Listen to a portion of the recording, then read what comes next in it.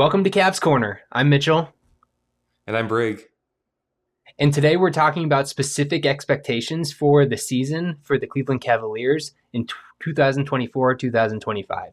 We're going to talk about our predictions for most improved player on the roster, least improved player, along with awards predictions and many other things. So make sure to stick with us. We're excited for the season to get started in just a few days, and we'll kick things off. So, Brigham, let me ask you first, who do you expect to be the most improved player on the Cavs roster this year? Yeah, that's a difficult question. There's a lot of different options I think that you can go with this question. You can go towards more of like those superstar players like Darius Garland. Of course, we're hoping to have a bounce back year. We could hope for Evan Mobley. We could hope for some of those younger players like maybe Craig Porter Jr. or even Amani Bates to be the most improved, to really elevate their game a lot. But I think when it comes down to it for me, man, this is a difficult one for me.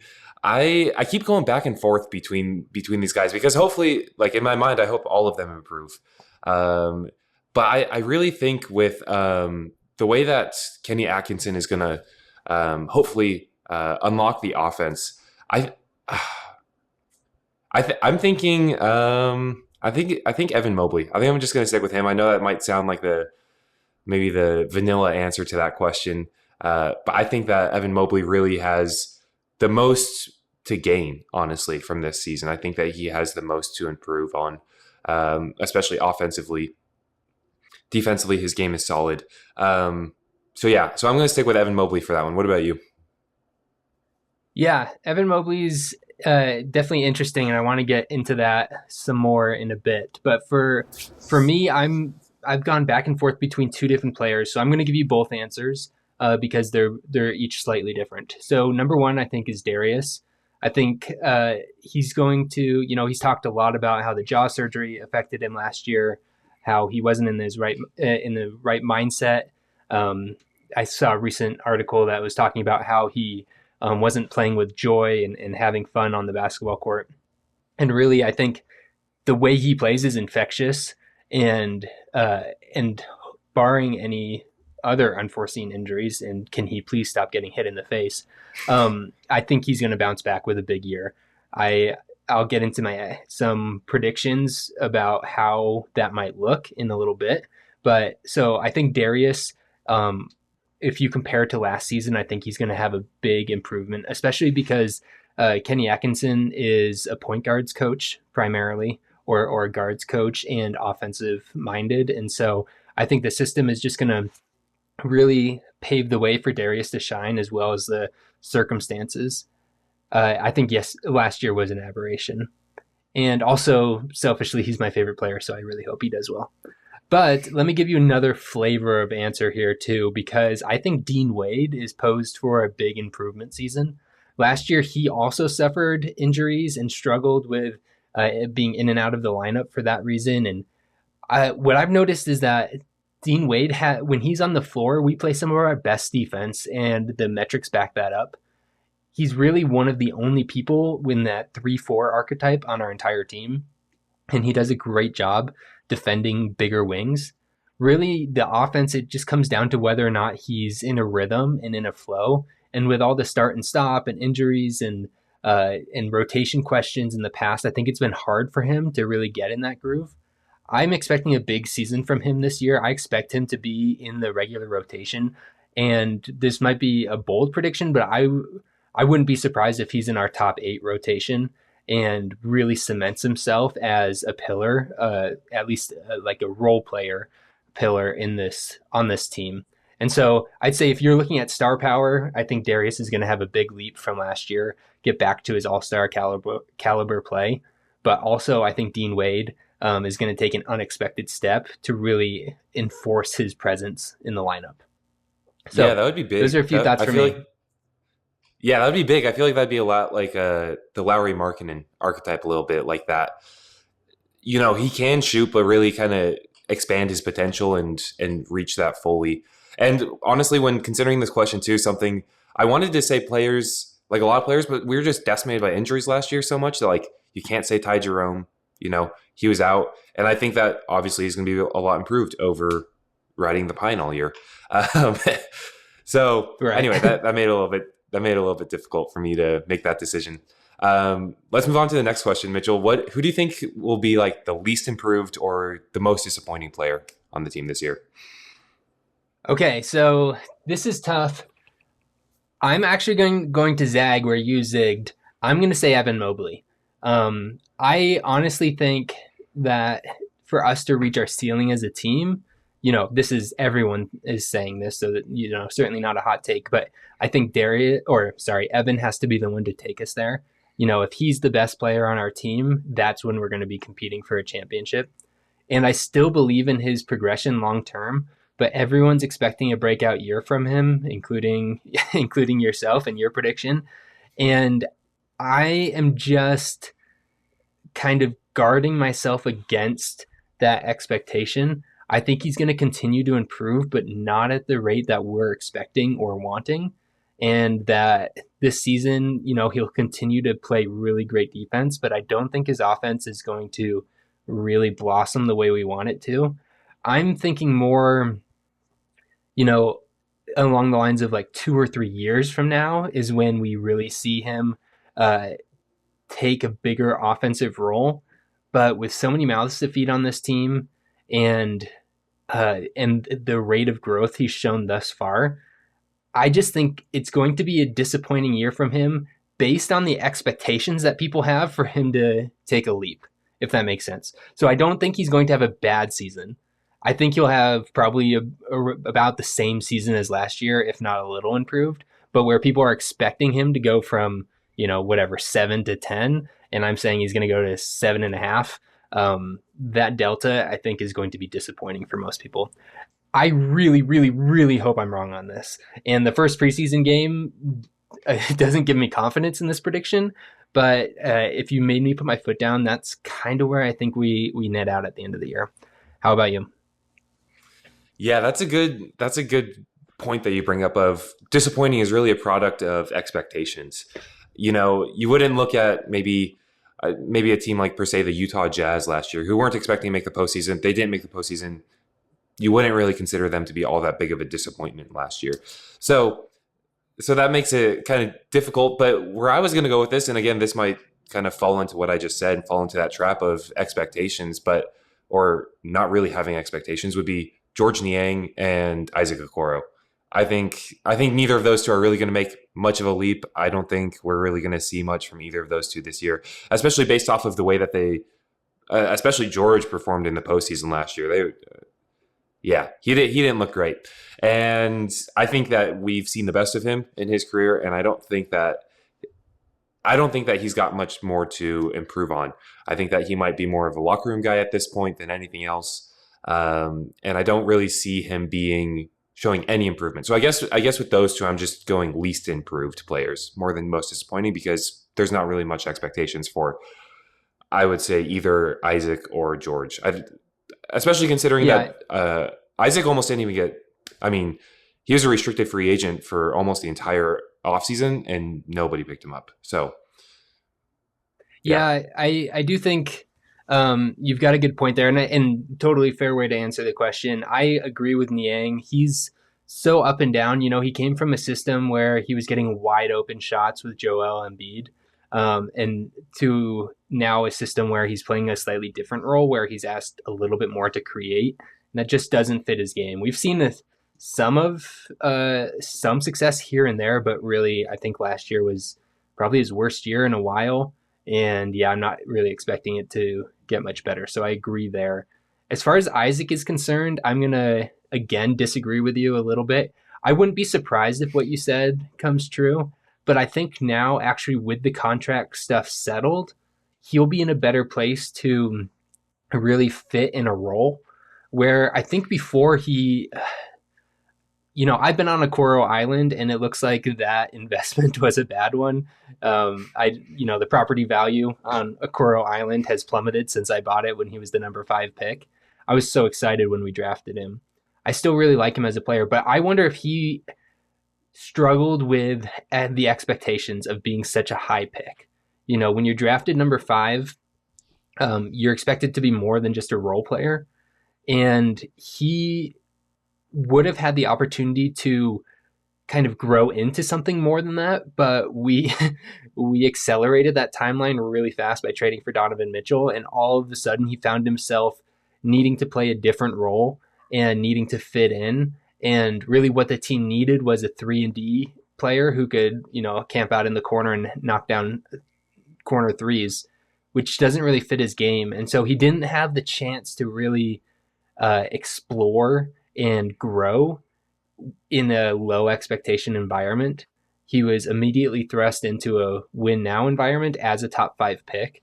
And I think now that he has a contract that's paying him like a role player, I think that might just change some of his mindset, possibly. I'm interested to see how it goes, because now I think the expectations aren't that he's going to blossom into a number 2 or number 3 option on a really good team offensively, but rather he's going to be a hustle player, get out in transition. He's a really good transition finisher, and also be our best shutdown perimeter defender, almost like a Josh Hart type role. So I could see him having a better year this year because of the contract situation, now that it is kind of finalized. But that's a lot of psychoanalysis that I'm not qualified to be doing.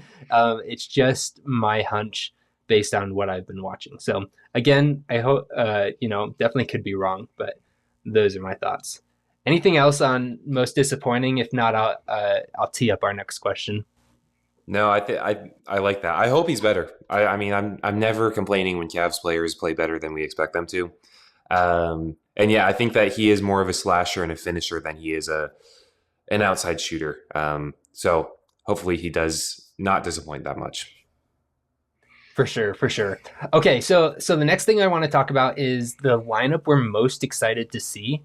And let's take out the starting lineup out of this question. So let's assume that both of us are really excited to see the starting lineup and how we perform, essentially how our fastball looks. That's going to be key for the playoffs especially. But let's talk about a lineup that's outside of the starting 5 that we're intrigued or just want to see play. So I'll let you start us off there. Yeah, totally. I think what I'm going to say is a lot of what we saw during the injuries that happened at the beginning of last year, where I believe it was Mobley that was injured, right? Mobley and Garland. I can never remember if it was Mobley or Allen, but I want to say it was Allen was Mobley and Garland. When they went on that big run, Mobley and Garland were both out. Yeah. So that's what, honestly, I'm basically just going to copy that, to be honest with you, with a few slight tweaks. I think I want to see Donovan Mitchell at the 1. Probably Sam Merrill at the 2, just an absolute flamethrower. And hopefully he too has a good season. We didn't bring him up in the previous question, but he's kind of streaky sometimes. And, if he doesn't make a couple shots, if he doesn't get going, sometimes it seems like he doesn't play all that great. So hopefully he has a good year. Hopefully he continues to just make buckets, right? To be Money Merrill. But so I'm hoping Donovan at the 1, Sam at the 2, Jalen Tyson at the 3, the rookie. I'm excited to see what he can do. At the 4, I don't know yet. And then Allen at the 5. I'm trying to think of who to slide in there at the 4. That I'd probably just go Dean Wade. I think that lineup really spaces the floor, gives you a lot of shooting, and allows Allen the space to operate down low if he needs to get rebounds, to set high pick and rolls, and to really just have a very fluid offensive system and be solid enough on defense, with guys like Jared Allen and Dean Wade being just really solid defensively. Jalen Tyson, we'll see. I feel like as rookies, normally that's the last thing to come. Normally the offensive side comes before the defensive side, I would say, when it comes to rookies. And then, of course, we've seen Donovan Mitchell play really well on defense the last few years, or at least better than he did in Utah. And Sam Merrill is what he is. He's not the biggest lockdown defender, but if you just watch only Sam Merrill when he's on the court, I would say he works as hard as anybody on the defensive end. It's more of just those maybe more physical limitations that hold him back more than the effort side. What about you? Yeah, he puts in the effort and slides his feet and is a smart defender. But yeah, I agree. I think he gets picked on more than others because he kind of fits into an archetype, or people think he fits into an archetype of a shooter with no defense. But and so that probably skews the perception a little bit because I actually do think that he's like a pretty fundamental and solid might be too strong of a word, but as a defender, he definitely knows what he's doing, right? And so it's just a matter of is he going to be out overpowered or blown past? Yeah, and he always knows where he's supposed to be on the floor too. I mean, if you watch him, he's running around, following those rotations. He's actually a really fun defensive player to watch, except for the when he's off ball. I would say when he's on ball, it gets a little bit more scary. But he's a fun guy to watch on the court. Yeah.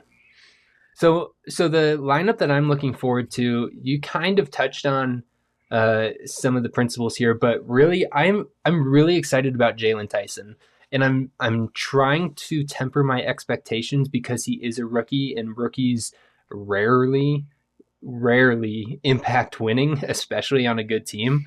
But I want to see. I think we might have. Let me put it this way: there's a chance we struck gold with that pick.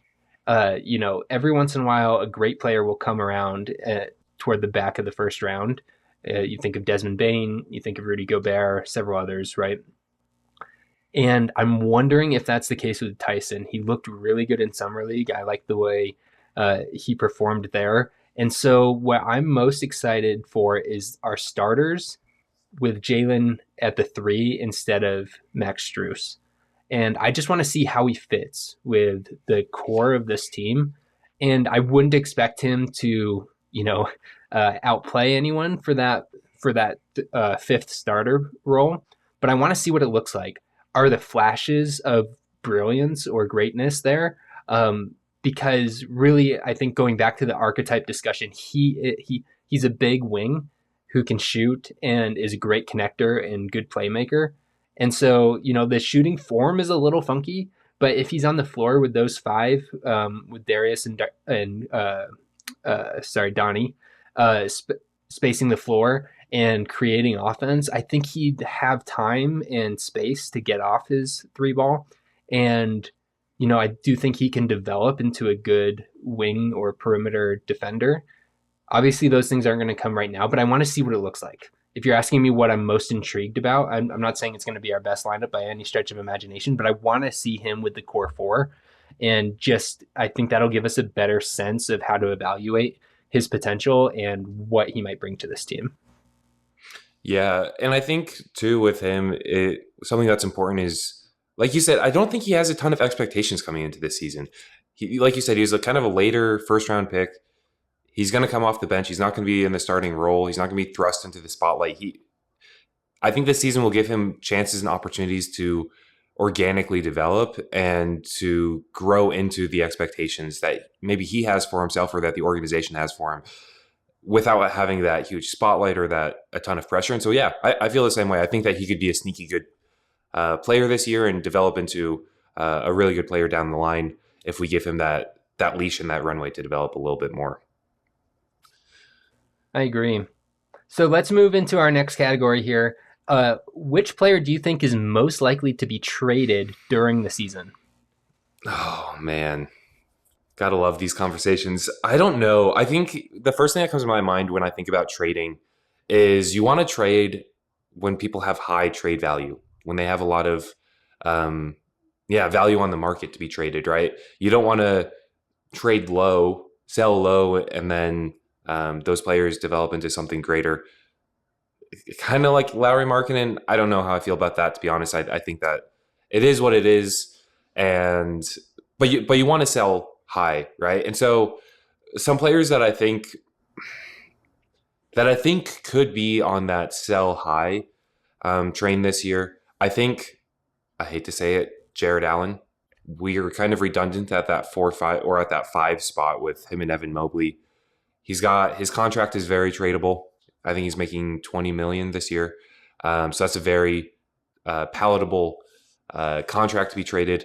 and you could bring back some pieces probably that will fit that role. And I really hate saying that. I love Jared Allen. I love his personality. I love his work ethic. I like. There's nothing that I don't like about him. I wish that he could shoot three balls, but yeah, that's what I would say. I would have to say probably him because he has the most tradable contract on the team. I would say.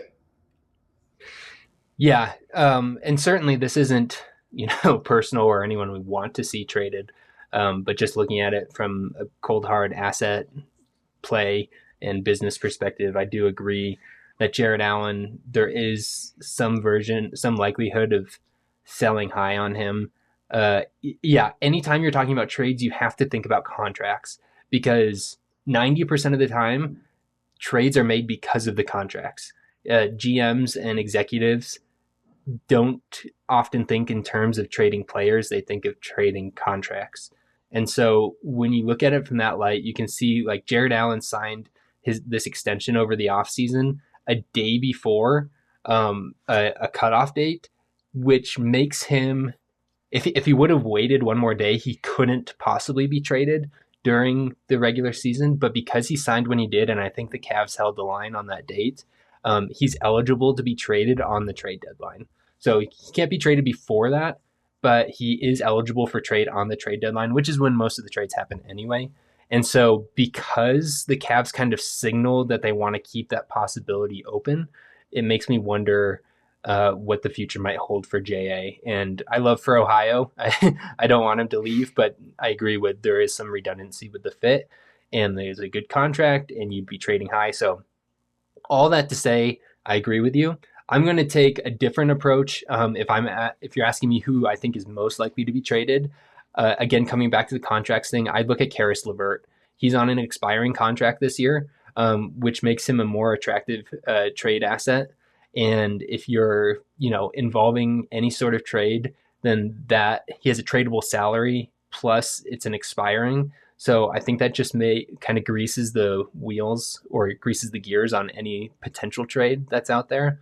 And also, I don't know. He's had some really good games. He seems to be a Celtic killer too. Like I swear he has 50-point games against the Celtics every time we play him.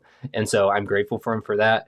He's a Columbus guy, although I wish he wouldn't have gone to Michigan, but that's a whole nother story. But anyway, all that to say, like he's had a good run with the Cavs, but I don't think he's fulfilled the promise of what we thought we were getting when we traded for him in the first place. And so I think he's been a little below expectations there, but he's also someone that you could see another team kind of buying the hype on or being willing to take the risk. Not that his contract is a bad one, but you'd have to renegotiate, for his next contract. And so if you're making me predict, I'd say Karis is number one, but I do think JA, unfortunately, is high on that list as well. Yeah, and one other guy that came to my mind, which I hate this so much. Again, I don't think we're rooting for really any of these trades, but when we say most likely, I think Sam Merrill, he has a pretty tradable contract to just throw into a trade. I think he's a non-guaranteed contract, so he could go to any team and they don't have to they could cut him and not have to pay him anything. And he's not making a ton, and I think he signed a 3-year contract. And so I think he's going into the second year of that. I don't know. I really don't want him to. I'm probably one of a few dozen people in the state of Ohio to own a Sam Merrill jersey. He went to my alma mater. He went to Utah State. That's where I went to my undergrad. I don't want him to be traded. I love him on the Cavs, but I could see that happening depending on the season that he has and depending on how trades work and the money works out in trades. He might be to throw that in to make the salaries match or something. Okay, let's move on. See that happening depending on the season that he has and depending on how trades work and the money works out in trades. He might be to throw that in to make the salaries match or something. Yeah, could win awards such as All-Star, All-NBA, Rookie of the Year, Defensive Player of the Year, Coach of the Year, that kind of stuff. Yeah, absolutely. So when I look at this, it's easy to get kind of pass happy and want to put down everyone who has ever sniffed one He'd of win these awards awards. such as All Star, All But NBA, let me Rookie of the start with Year, this. Let me Defensive start Player with of the All Year, Star. Coach of the Year, I that think kind of Donnie's a stuff. no-brainer as an All Star, and I do think the emergence of Darius or re-emergence of Darius will qualify him as an All Star player. I'm even going to go so far as to say that he's going to make an All NBA team, which in a really crowded guard You're landscape, that would talking be quite the Darius accomplishment. making All NBA. Yeah. So I think Okay. Darius and Donnie will both be All Stars and both be All NBA. If you made me guess, I'd probably say third team and All NBA for both of them. Uh, Maybe second team for Donnie, but yeah, I think those are going to be our two All Stars. I don't necessarily predict that Jarrett or Evan will rise to that level in the regular season, although I'd love to be proven wrong. And unless we're competing, unless we have the one seed in the East when All Star voting rolls around, I don't think we're going to get more than two. And two might even be a bit of a stretch. The league's so competitive these days. So that's what I think as far as All NBA and All Star. I'd say Donnie and DG for both of those. Then I also think Jalen Tyson will show enough flashes and have enough of a role to sneak onto the all rookie second team. And so, that's again positionless, and I can definitely see him being one of the top 10 rookies this year. So I'd peg that. Uh, Evan Mobley, I think he will continue his presence in the Defensive Player of the Year award voting. I'd say all defensive first team and third. I'm going to say third place in Defensive of the Year or Defender of the Year voting. I think it's Wemby's award to lose for basically the next 15 years. And then you can't exclude, Gobert and also Triple J, but Evan's right in that mix. So I'll say he comes in third and makes the first team. And then also, I think Kenny Atkinson's really going to do a good job this year as a coach. And so I'll say a fourth place finish for him in Coach of the Year. I don't think he's going to take the top spot, but he has a big challenge in front of him. And if he can show some meaningful improvement, especially in player development, if we see Evan Mobley take a step like you predicted, or if we see DG take a step like I'm hoping he and thinking he will, uh, some of that credit will land back on Kenny. So I don't think he's going to be in the top three, but I'd say a fourth place finish for him seems realistic. So those are my predictions for awards this year. How about you? Yeah. Oh man, something that comes to my mind when I think about awards is the media landscape. To be honest with you, I like you have to be realistic about the Cleveland's media coverage and how nobody seems to care from a nationwide perspective, which is I find to be very unfortunate. Like um, Mobley was an incredible defensive player last year, and I feel like he didn't finish as high as he could have in the Defensive Player of the Year voting. And so that's just kind of a consistent theme.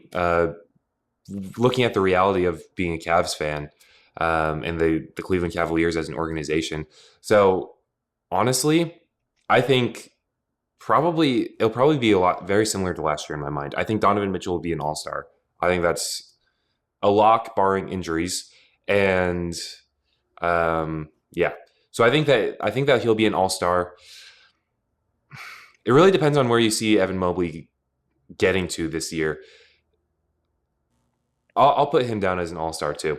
All NBA, I'm just sticking with Donovan Mitchell. Again, I think that these other players might play well enough. It's hard to tell. I don't feel like Darius showed me enough at the end of the season last year to really make me think that he could make an All NBA team this year. And of course, the two bigs and the core four.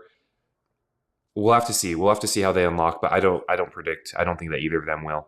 Rookie of the Year, I agree with you with the Jalen Tyson second team Rookie of the Year conversation. Evan Mobley will probably receive some votes for Defensive Player of the Year, but I don't think that he'll win that either. And Kenny Atkinson, I have no idea. I have no idea. It's hard to tell what kind of a coach he's going to be in the first year. But I'm not going to make any predictions there as far as him winning Coach of the Year. I know that's maybe a kind of a boring take, but but I like to think it's realistic. And hopefully I'm wrong. Hopefully we win more than that. Yeah, it's tough too because it's easy, like in a vacuum, to think that the Cavs are, all these personnel are going to win all these accolades, uh, but then you have to take a step back and look at the rest of the league. The reality is there's only 24 All Star positions, 15 All NBA positions, right? And there's so many good players in the league. So yeah, in our little Cavs bubble, it's easy to think, oh, I think these players are going to be really good, which means they're going to be an All Star, but they can put up All Star numbers without actually making it on the team, and same for the other awards. So I think that's a realistic and measured approach. Let's move on to our last question here. What do you think the themes of the season are going to be? If you were to predict some just overarching, uh, themes for the regular season and playoffs, when we look back at the year, what are we going to think about? Yeah, so I think the first thing that comes to my mind is the last few years. It's almost been like the power of friendship with JB Bickerstaff, right? With it felt like the team was very bonded, very everyone loved each other, like they were just very cohesive as a unit. And I don't know that Kenny Atkinson is going to continue that. I think that it might be a little bit more. Um, I don't know. I want to say cutthroat. That's not the word that I'm looking for, but a little bit more of a business approach to things. And so I think the theme of the season is going to be hopefully players meeting the expectations that we have for them, and being willing to break things up that we may have held on to in the past just out of sentiment, more than holding on to them out of results, such as the starting lineups, some players that we've kept on the team for a few years that maybe haven't shown as much, that maybe head to the back of the end of the rotation or even get traded. I think that there will be some shakeups, and I think that we'll see an encouraging sign from this season to head into next season. Yeah, that makes sense. I actually think that's a really good perspective. We're running it back, but part of me thinks like this is kind of the last gas for this group, and if we can't get it right, they're going to make the tough decisions. And I think that's part of what you're alluding to, and part of what I would predict as well for the themes of this season. So I'm going to really hit on three main things that I'm looking for. One, I think this is the last chance for the core four. It's put up or shut up time, I think, for them. And the fact that Jared Allen becomes tradable on the deadline, and that could happen mid-season, I really do think if things go south or we get off to a really poor, slow start, there's just not going to be much patience, and I could see a shakeup happening mid-season, right? There was no shakeups in the offseason. We're running it back. But if the early indicators are this isn't working, I think they'll pull the trigger on some moves.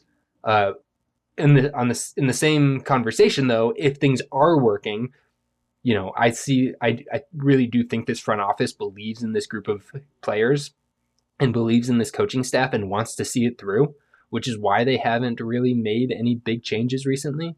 And so I expect them to run with that, but the mounting evidence would suggest that a change is needed if they really stumble out of the gates. So I want to keep my eye on that. How does the beginning of the season impact the team building overall?